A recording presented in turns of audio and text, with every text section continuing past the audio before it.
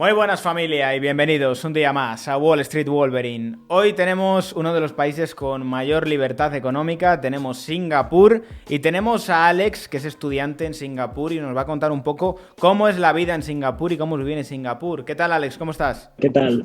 Muchas gracias por tenerme aquí. Un placer. A ver, coméntame un poco, Alex, cómo acaba un español en Singapur, porque está lejos, ¿sabes? Hay gente que se plantea el me voy a estudiar fuera y demás, pero Singapur está muy lejos. A ver, te explico mi caso en particular, porque cada caso para venir aquí es un mundo. Yo tenía muy claro que quería irme a estudiar fuera y había visitado Singapur con mi familia en el 2012 por ahí, porque somos grandes apasionados de la Fórmula 1 y vimos el circuito y dijimos, ¡buah, qué pasada! Hay que ir ahí. Y desde entonces me enamoré de la ciudad. Luego, cuando llegué al bachillerato para tomar la decisión, vi que las universidades eran impresionantes, la educación era excelente y el país, qué decir. Y envié mi solicitud, tuve la suerte que me aceptaron y dije, pues venga, vamos con todo y a por la aventura, ¿por qué no? Una pregunta que tendrá mucha gente, ¿qué idiomas habla en Singapur? Esto me lo pregunta casi todo el mundo. Se hablan muchos idiomas, obviamente, porque Singapur es muy multinacional, pero todo el mundo sabe hablar inglés y la mayoría, porque aquí hay una mayoría de etnia china, alrededor del 74%, esos chinos, y luego los demás, pues indios, malayos y de toda parte, sobre todo el sudeste asiático, y luego mucha inmigración europea, sobre todo también Inglaterra, porque hay que recordar que Singapur era una colonia inglesa y aquí hay mucha influencia por parte de Inglaterra. A nivel de educación, a ti que te toca directamente, ¿cómo es la educación en Singapur? Tanto a nivel de cultura, enfoque, sistema. Es mucha competitividad. Singapur es de los mejores países en cuanto a educación, pero tiene el aspecto fundamental de la competitividad. Tus notas no se basan por qué sacas. Por ejemplo, en España tú sacas un 8 y ese 8 es un notable. Un 9 es un excelente y un 4 es un suspendido. Aquí, si todo el mundo en tu clase saca un 9 y tú sacas un 8, tú eres el suspendido. Entonces, hay una alta competitividad que lo que crea es robots de disciplina e inteligencia, demasiado enfocado quizás y muy, como, sí, focalizado en estudiar, estudiar y estudiar. Es la primera premisa siempre, pero a su vez crean auténticos genios y yo sinceramente aquí me siento el tonto de la clase y no sé ni cómo me han cogido, porque es espectacular el nivel que tienen mis amigos y toda la gente que conozco. ¿Se te hizo fácil hacer amigos en Singapur? Bastante, porque son muy abiertos. Como es una comunidad muy internacional, pues están acostumbrados a que venga gente de todos los países. Y sí que es bastante fácil integrarte en cualquier grupo, sobre todo hablo de la universidad. Irte, pues, por ejemplo, yo juego al bádminton aquí porque decidí integrarme un poco y aquí es como el deporte nacional, pues ellos encantados y aunque sea el más malo, siempre me integran, genial. La verdad es que son gente muy amable, muy cordial y yo siempre me he sentido muy arropado. No hay ese contacto físico que a lo mejor hay en España, tanto abrazo, dos besos, eso aquí no existe prácticamente, pero sí que en cuanto a amabilidad lo son todo. Concretamente, ¿tú qué estudias? Yo estudio ingeniería aeroespacial. Qué curioso. ¿Tú crees que tienes salidas laborales allí en Singapur? Bueno, ahora con el tema COVID, la verdad es que un poco complicado porque la industria aeroespacial ha sido muy afectada, pero me vine aquí porque, bueno, no sé si lo conoces, Singapore Airlines es la aerolínea, una de las mejores aerolíneas del mundo y aquí tenemos el aeropuerto de Changi, que también es de los mejores del mundo. Y pensé que todas las compañías que hay aquí de tema aeroespaciales y toda la industria que hay me permitía mucha oferta de trabajo y era uno de los puntos fuertes de Singapur. Por eso decidí venir aquí. Pero ahora con el COVID está un poco más complicado.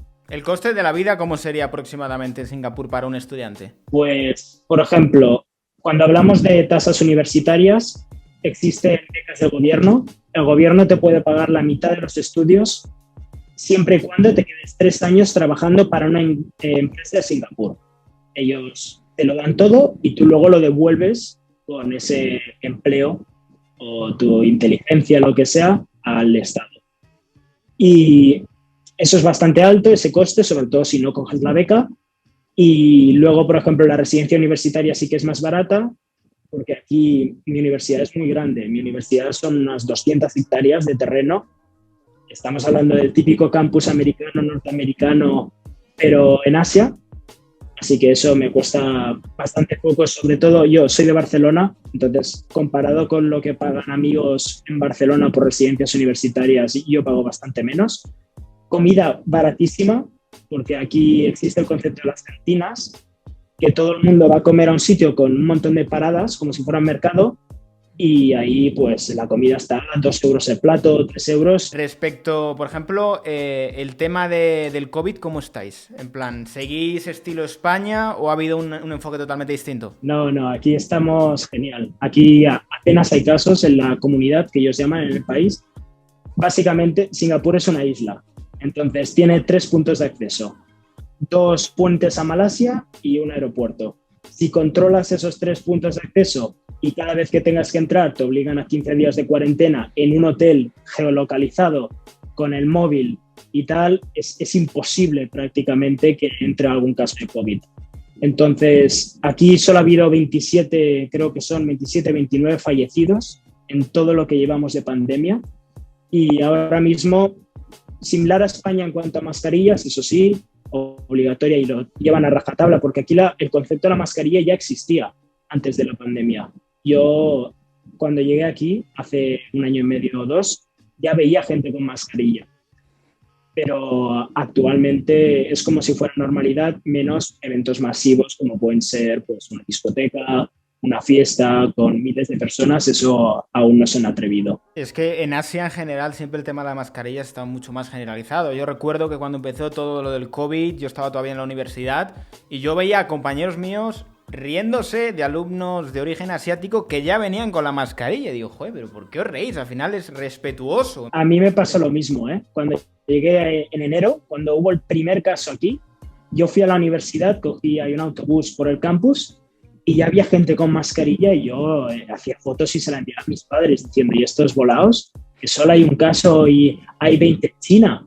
¿Qué hacen? Y no, mira quién estaba equivocado. Te iba a plantear una duda que seguramente tendrá un montón de personas, ya que respecto a Singapur siempre hay los típicos mitos que al final, al ser un gobierno totalitario, a veces hay algunas leyes que aquí nos hacen gracia en Occidente, como puede ser el tema de mascar chicle. ¿Esto es verdad en Singapur? Sí, es verdad, el chicle aquí es ilegal, pero existe. Es como decir en España, la cocaína es ilegal, pero a menor escala existe. Sé que es una comparación... Sí, un poco exagerada, porque ¿qué tiene el chicle para que esté tan ilegal? Explico porque es muy bueno. El presidente, básicamente, el fundador de Singapur, estaba harto de que las calles estuvieran llenas de los puntos negros del chicle. Tú vas por cualquier ciudad de España, por ejemplo en Barcelona, y todo está lleno de puntos negros del chicle, lo que sea, escondidos, porque la gente los tira. Y hubo un momento que alguien los puso en las puertas del metro. Entonces, se enganchaban las puertas del metro, no se pudieran abrir y dijo, pues ya está, pues lo prohíbo el chicle. Y así se quedó. ¿La cultura en Singapur es parecida a lo mejor a la que te puedes encontrar en Japón o en China? Porque al final yo creo que tenemos un poco la imagen de Japón y de China, pero ¿es distinto a Singapur? Sí, es bastante distinto, sobre todo en China. El mismo estereotipo en España siempre te dicen, los chinos son muy buenos en mates. Y cuando me preguntan a mí, seguro que son todos muy buenos en mates. Y cuando llego aquí, lo primero que me dice la segunda semana, me dice un amigo, claro, me dice, mira, esos son los chinos y son muy buenos en mates. Y yo, ¿qué me estás diciendo? y en cuanto a cultura de trabajo, sí que no tan bestia como Japón, pero sí que es similar un poco en cuanto a largas horas de empleo, te llevas el empleo a casa. Y China sí que es otro mundo, porque China, recordemos que tiene la mentalidad un poco socialista, no tan comunista, pero comunista. Y sí que aquí es libertad económica total. Entonces, son similares en cuanto a ciertos aspectos, pero en cuanto a pensamiento político-económico son muy diferentes. Por curiosidad, ¿tú allí en Singapur estás asegurado en cuanto a salud y demás? Totalmente, me lo paga toda la universidad. De hecho, hay hasta una pequeña clínica en la universidad que puedes ir y sí que te cobran, pero son creo que 4 euros, 5 euros por una pequeña consulta. ¿Sabes más o menos cómo funciona la sanidad allí? Cuando tú recibes tu salario, una pequeña parte de tu salario, no sé si es 10, 20, 30%, esa parte del salario no lo ves y esos ahorros van para seguridad médica, colegios o vivienda. Porque aquí, bueno, está el tema de la vivienda pública, que luego sí que lo charlamos, pero esos tres aspectos. Entonces, si tú, por ejemplo, tienes que ir al médico, tú vas y pagarás una pequeña cantidad.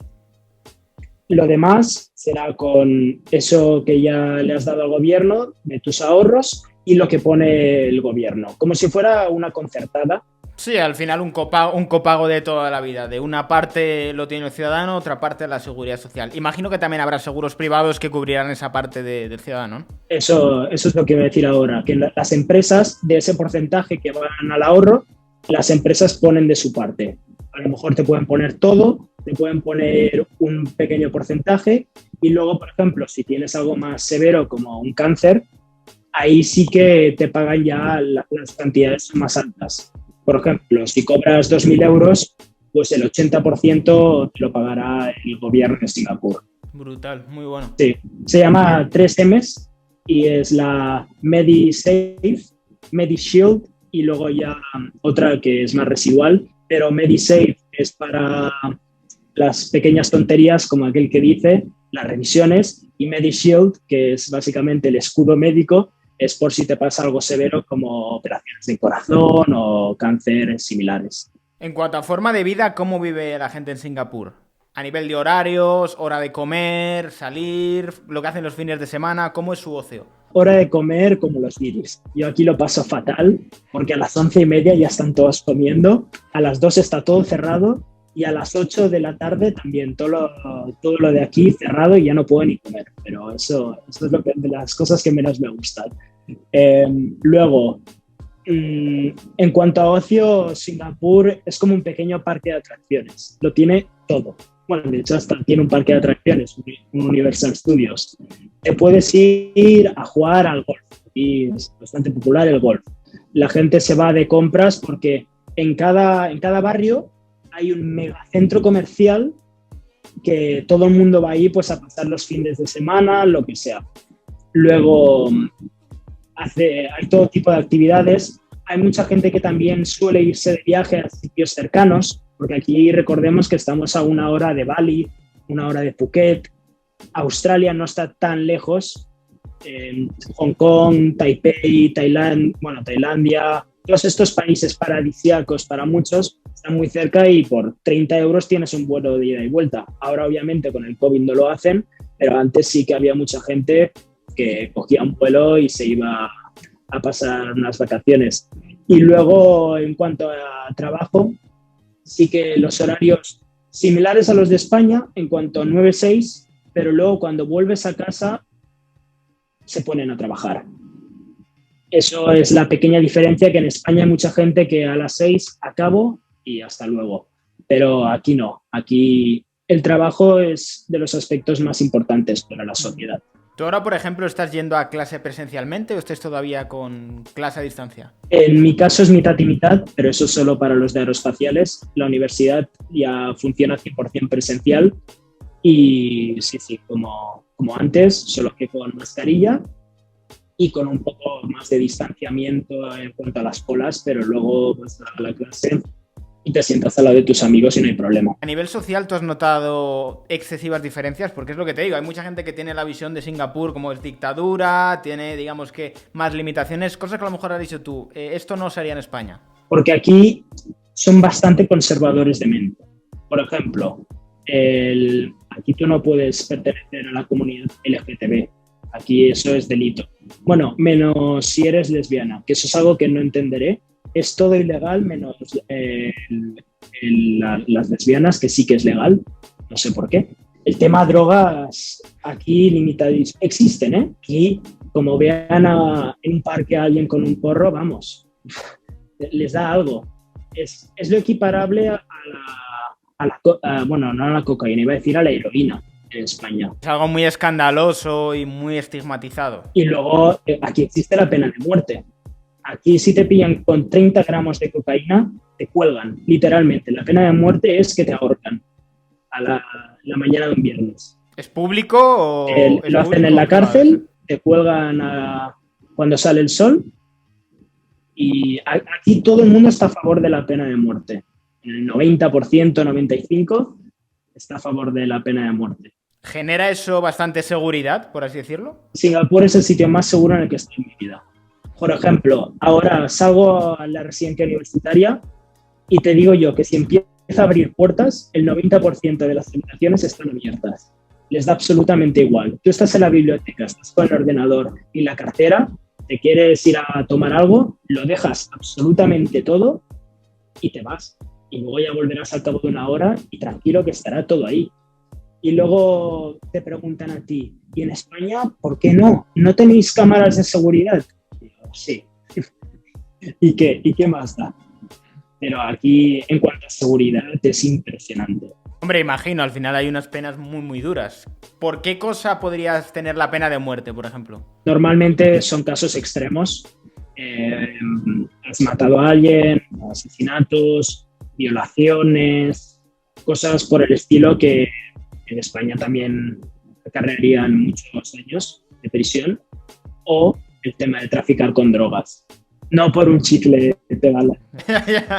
El alcohol es muy caro, hay grandes impuestos. Una cerveza, tú vas a un bar y no baja de los 7-8 euros. Dios. Carísimo. Sí. Te quedas sin herencia antes de emborracharte. Pero culturalmente, ¿ellos beben cerveza? Sí, pero beben menos. Porque se han acostumbrado básicamente a beber menos, porque no les da.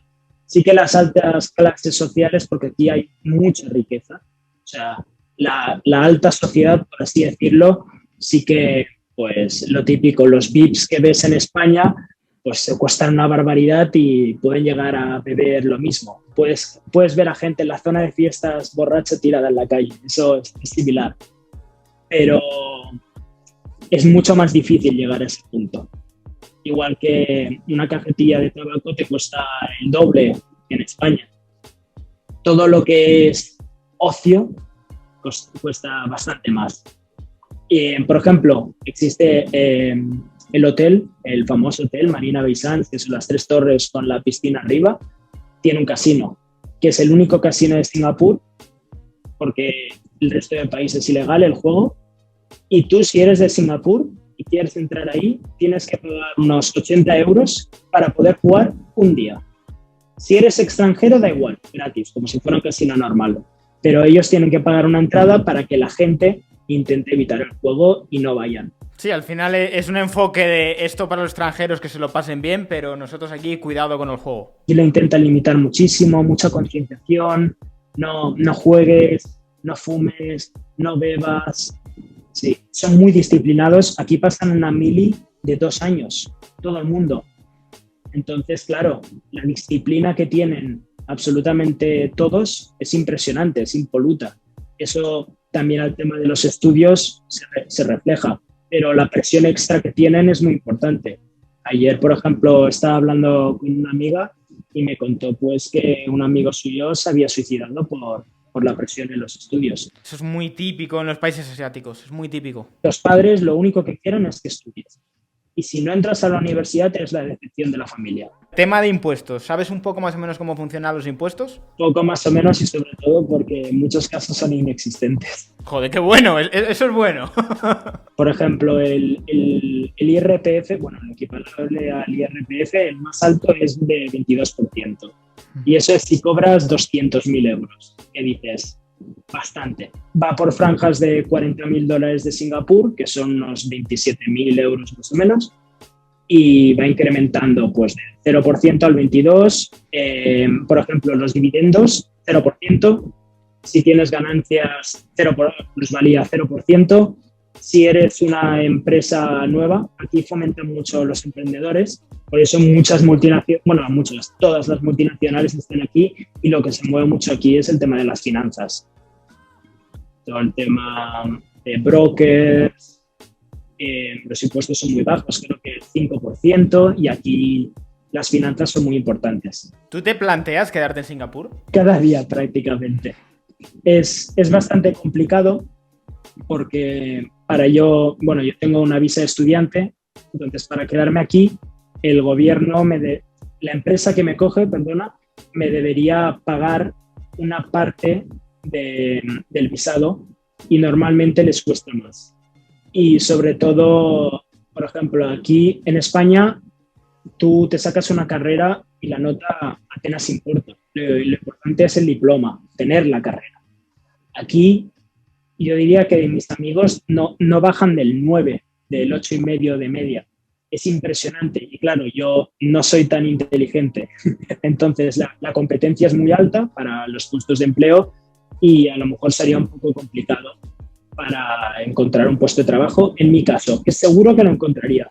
Pero para el quedarme aquí y no volver a España o irme a otros sitios, la oferta debería ser, claro, muy, muy suculenta. Pero sí. Imagino que la diferencia salarial será abismal con España. Abismal, sí, impresionante. Aquí, puesto de ingeniería, por ejemplo, si yo saliera ahora mismo al mercado laboral, estamos hablando de una media de 2.500 para arriba, mínimo, el primer año. Esa es la media aproximada. Uno nuevo, un becario, podría cobrar eso. Sí. Un becario, ya ni te digo si te metes en banca, consultoría, finanzas, y yo también lo miro a menudo. Eso estamos hablando de sueldos de 5.000, a lo mejor 4.000. Y las grandes multinacionales, las famosas, ya es una barbaridad. Por ejemplo, el coste medio que tendría una vivienda, pongamos 1 o 2 habitaciones, porque imagino que allí la vivienda escaseará, será estilo Hong Kong, que son países que tienen la vivienda muy escasa. Aquí es un caso particular porque tienen el 90% de vivienda pública. Hostia, entonces, sí, la mayoría de la gente, claro, si eres de aquí, tú te casas, porque es muy importante casarse para recibir las subvenciones del gobierno y luego irte a una vivienda pública, porque te sale muy barato. La tasa de natalidad aquí es bajísima y para intentar fomentar, pues dan muchas subvenciones a las parejas que se casan. Si no, hasta los 35 años se quedan en casa de sus padres porque es difícil comprar un piso. Y ya ni te hablo de los condominios. Aquí es o HDB, que es la vivienda pública, o el condominio. Si quieres una casa, en plan casa, eso ya es carísimo, ahí ya ni hablemos, porque como la densidad es tan alta y los lugares para vivir, claro, son 6 millones de personas, 5, mucho, metidos en el espacio de la ciudad de Madrid. Y claro, la demanda es muy alta y la oferta es muy baja.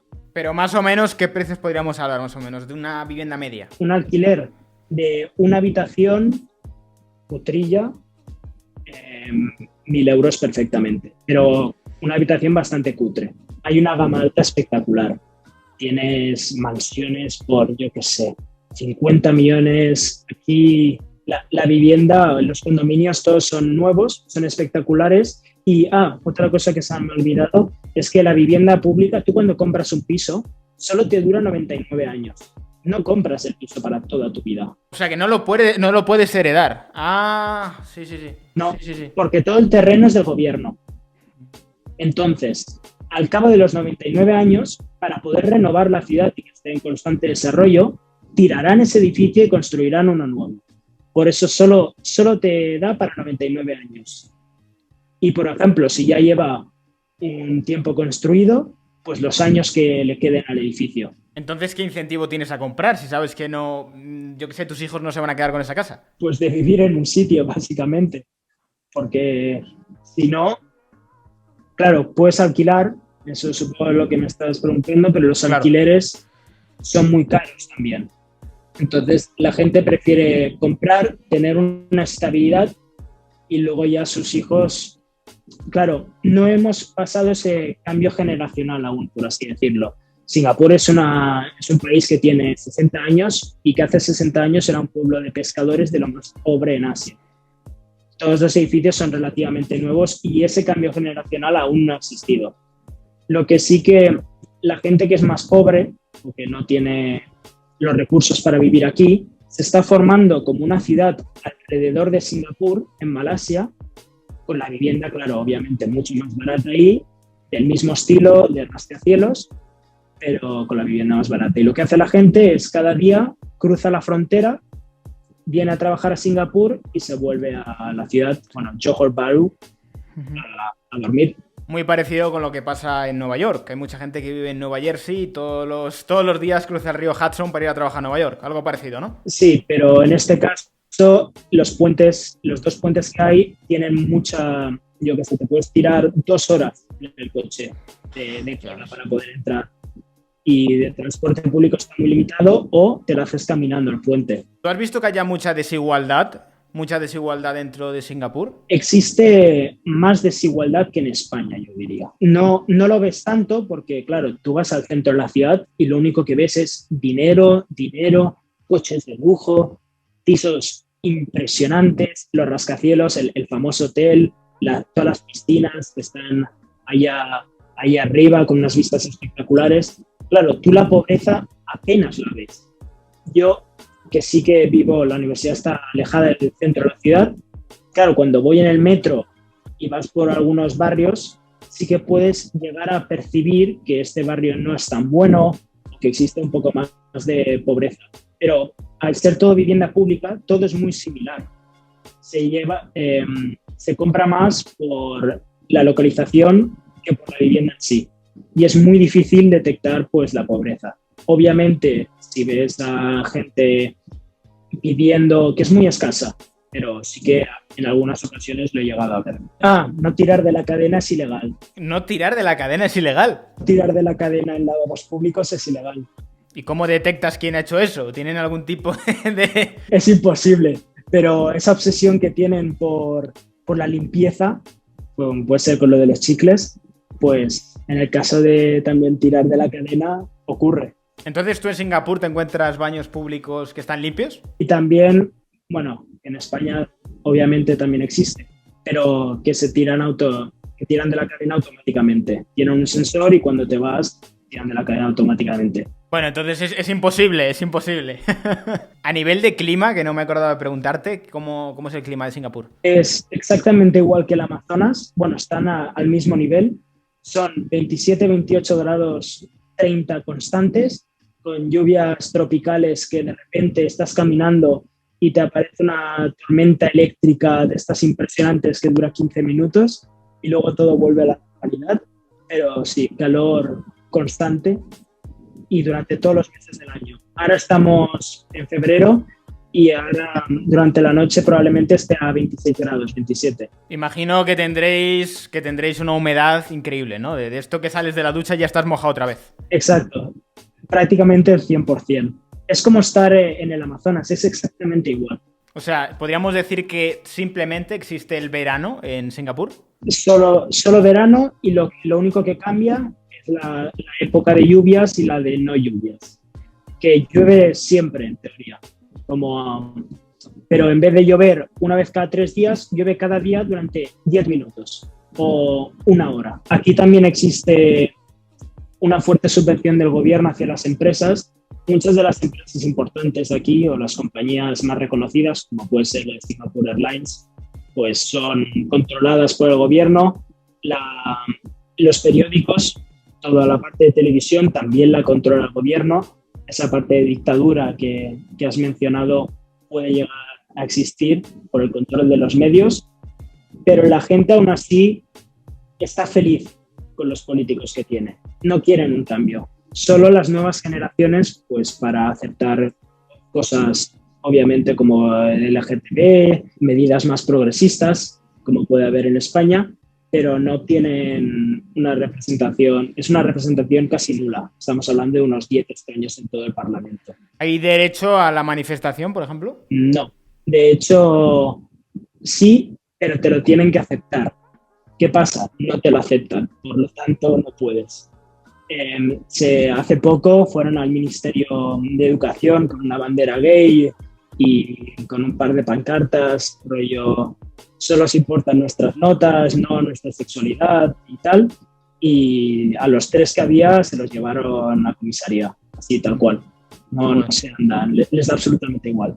También en cuanto al tema judicial, por ejemplo, hubo un caso muy famoso hace unos años, bueno, hace un año justo cuando llegué, que era un estudiante que en el metro acosó a una chica, le tocó partes íntimas y, claro, eso son varios años de cárcel, pero como tenía excelentes notas académicas, no fue a prisión. O sea, tienes buenas notas y no vas a prisión. Igual. Joder. ¡Qué arbitrario! Se importa la educación. Lo es todo para ellos. ¿Educación es pública o tiene también una parte a lo mejor concertada? Es mayoritariamente pública, pero existen los típicos colegios internacionales y cuanto a universidades también. Las dos más grandes son las dos públicas y pequeñas universidades privadas, pero todo el mundo suele ir a la pública porque al fin y al cabo también es mejor. O sea, estamos hablando que en el top 10 de universidades del mundo, las dos públicas de Singapur siempre están ahí, con el top 15. No me lo imaginaba. Siempre que he pensado en Singapur digo, guau, es un sistema privado, súper, no sé. Qué curioso, macho, qué curioso. Es muy de extremos. Puedes ver como la vivienda es toda pública, pero en el otro lado tienen la parte económica que es totalmente capitalista, liberal, cero impuestos, un IVA del 7%, con el equiparable al IVA. Es marginal prácticamente. Muy abierto a la inversión también. Muy abierto, es lo que más buscan, inversión extranjera, turismo. Y sí, es una ciudad hecha a medida por un hombre que luego ha tenido sus sucesores y que ahora está el hijo del fundador. Y si tú tuvieras algún sitio que decidir dónde pongo mi país, elegirías Singapur. ¿Por qué? Porque básicamente todos los barcos que van de China a Europa pasan por Singapur y se nutren de eso. Viven de las exportaciones, del cambio de divisas, del petróleo, sobre todo. Tienen pequeñas islas alrededor de Singapur que son petroleras enormes para todos esos barcos. O tú a veces cuando miras el horizonte desde un rascacielos de Singapur, puedes ver un montón de luces que no es la ciudad en sí, son todos los barcos que están alrededor del puerto esperando pues petróleo para el tema de exportaciones. Pues nada, chicos, hasta aquí el vídeo de hoy. Espero que os haya gustado. Ya sabéis, si queréis más españoles por el mundo, dejadme ahí en los comentarios qué país os gustaría ver. Si alguno vivís fuera de España y os gustaría también contar vuestra experiencia, como ha hecho Alex hoy, tenéis mi correo de contacto también en la descripción. Y nada, Alex, muchas gracias por contarnos tu experiencia. Muchas gracias a ti por tenerme aquí. Un placer, no me lo esperaba, la verdad, y que vaya todo muy bien. Nada, chicos, no me enrollo más. Muchísimas gracias por todo el apoyo, un abrazo enorme y como siempre nos vemos en el próximo vídeo.